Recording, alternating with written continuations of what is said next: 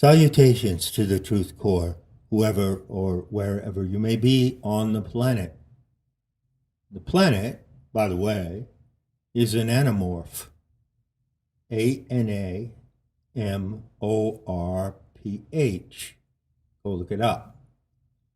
The provable fact that the planet looks different depending on the frame of perception is due to a dynamic principle of the universe. In Sanskrit, that principle is called Mahamaya, the power of framing.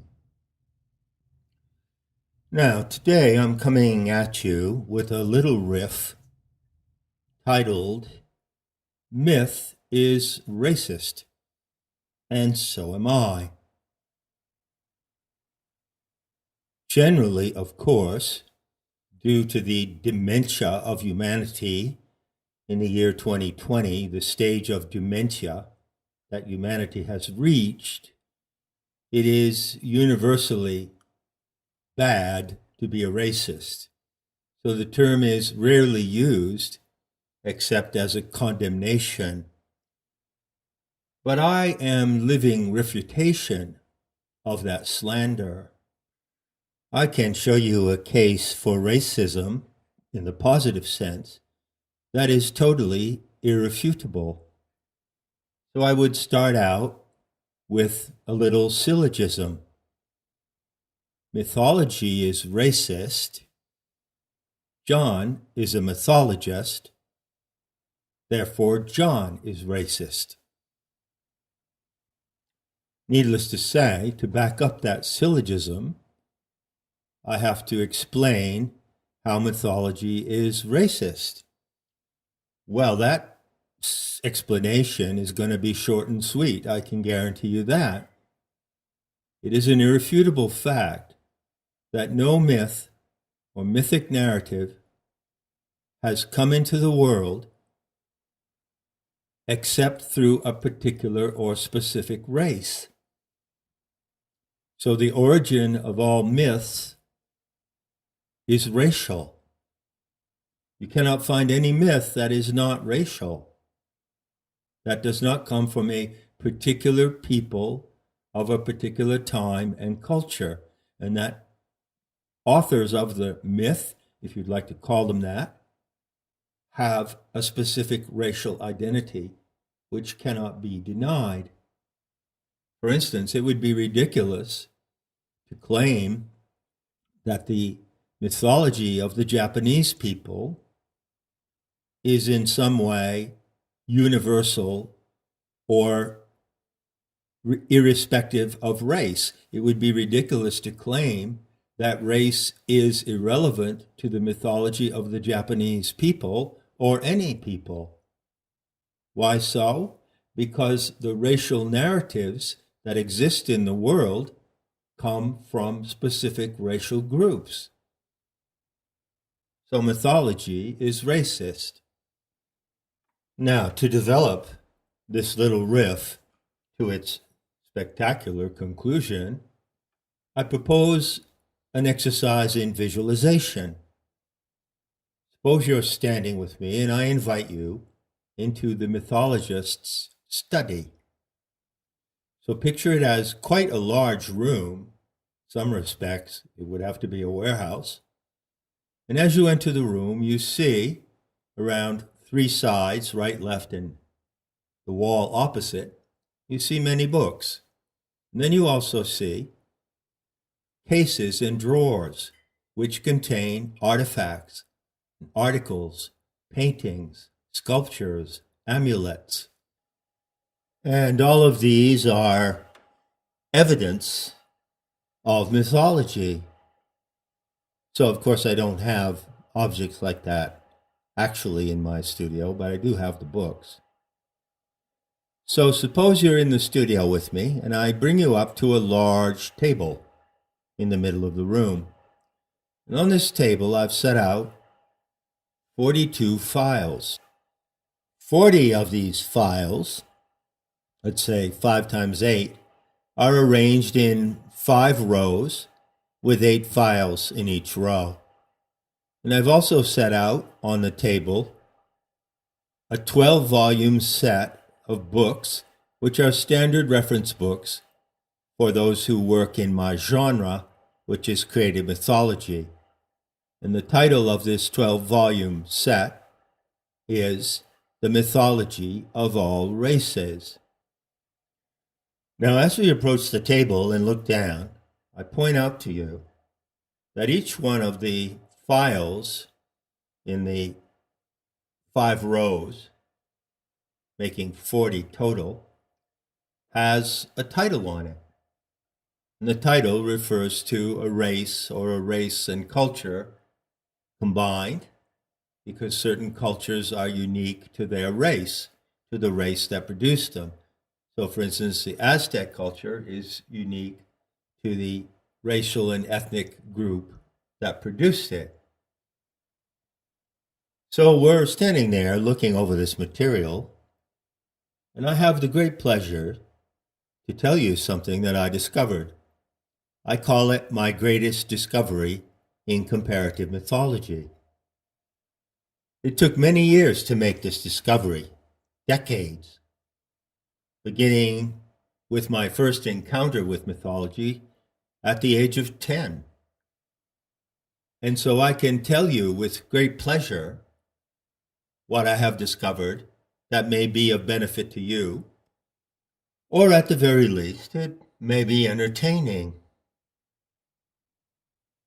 To relate my discovery as concisely as possible, I do have to introduce you to a couple of technical terms in the jargon of creative mythology. One of these terms is race-specific, and that term is self-explanatory. It applies to these folders. You look at the folder that says Persian. Look at the folder that says Hindu/Indian, or the folder that says Greek or Chinese. And obviously the contents of the folder is race-specific. Now comes the fun part.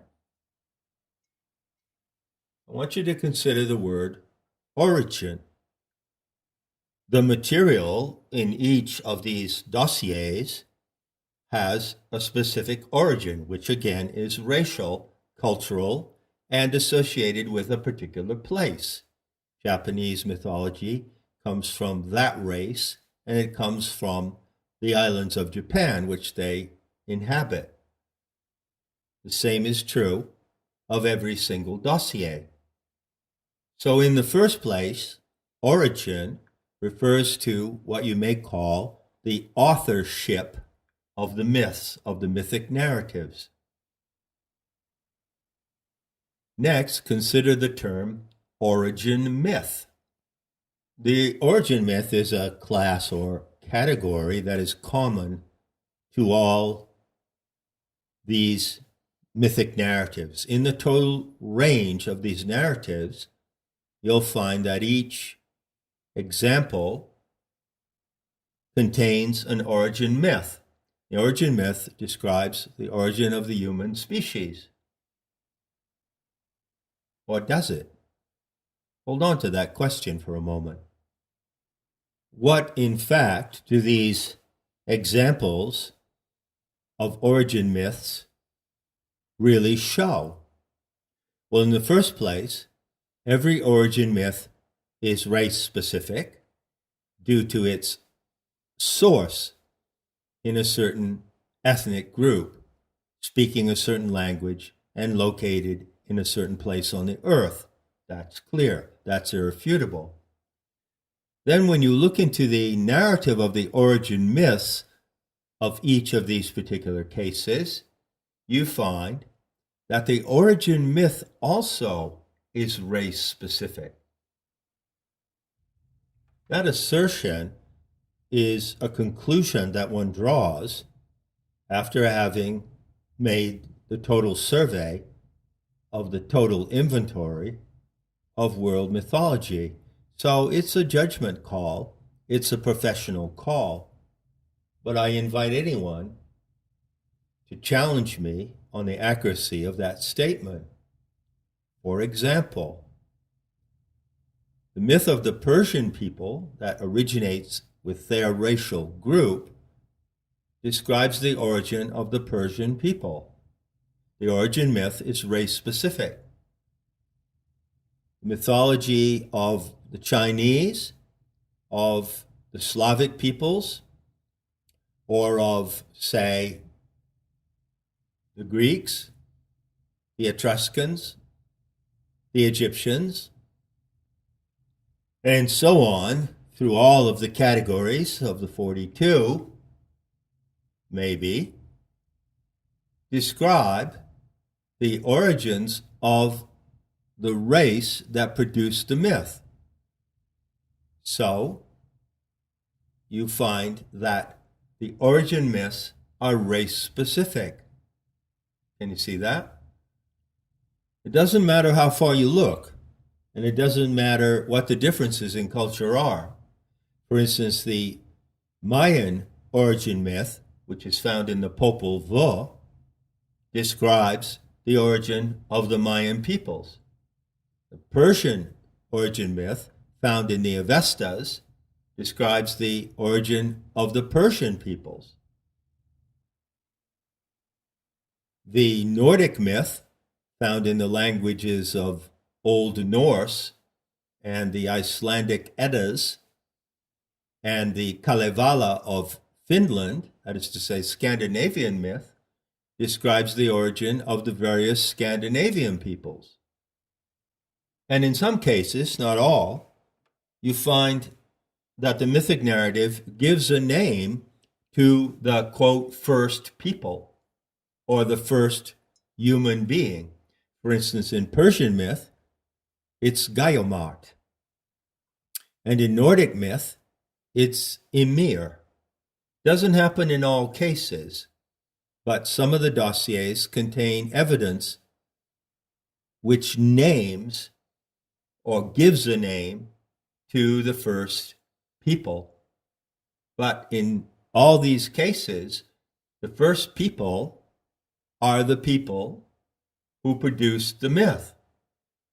So what you see, what you can conclude, and what I have concluded, I consider to be irrefutable, is that these myths only describe the origin of the races that produced them, and they do not describe the origin of the human race in its totality. They do not claim to describe the origin of the human species. If you had a mythic narrative that described the origin of the human species, it would not be race-specific. It would be generic. See the difference? By generic, I mean applicable to humanity as a whole. Now, I operate on the premise, or I operate using a consistent syntax that states that there is one human species and many races. So to speak of the human race is not accurate. To speak of the human races, called the Rome, is accurate.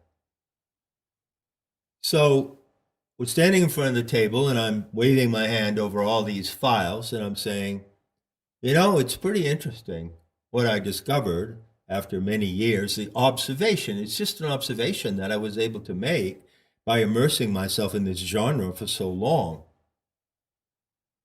So I can tell you with confidence that this is a fact. It is an irrefutable fact. If we go and open the dossier with a title, say, Oceanic Myth, or Polynesian Myth, or Melanesian Myth, you will find that the various creation myths or origin myths only describe the origin of those people who are the authors of the myth. That being so, this study this comprehensive study of world mythology begs a question.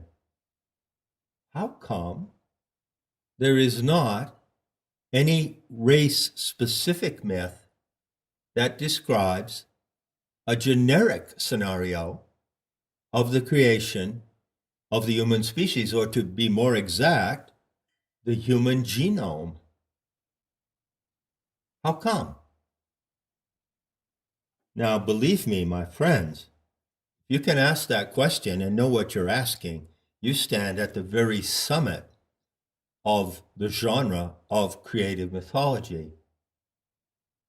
And the answer to that question is, well, in fact, there are myths which are generic. There are origin myths which do describe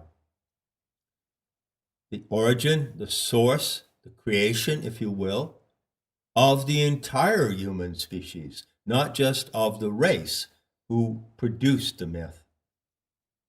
You might recall that I said there are 42 dossiers on the table.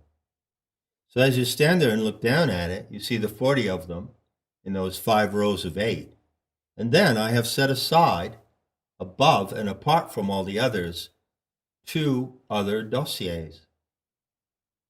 So the fact is, the grand conclusion that comes with this discovery is that there are 2 exceptional cases, 2 and 2 only. And in those cases, the origin myths, although they are race-specific, because mythology is racist, and all myths have to come from a certain people who speak a certain language and live in a certain area of the world, nevertheless, there are 2 races who have produced generic origin myths that describe the creation of the entire human species and not just of the race who produced the myth. I trust I'm not being too repetitive here. I don't want to grind it into your mind, but I certainly do want to bring to your attention the outstanding and unique fact that there are 2 generic origin myths, and 2 only. So let's set aside all the other 40 dossiers, put them in a stack at the end of the table, and bring down to the front of the table these 2 files. What are the names on these 2 files? So are you intrigued? Do I have your attention? Well, great, because I do want to reach you with this discovery I've made, and I cannot exaggerate or overestimate how important this discovery is. And I cannot exaggerate the significance of these 2 anomalous myths, which, above and beyond all the other myths that you might examine, have the greatest impact on what is happening in the world today. So that's it. That's my discovery. And if you care and dare to find out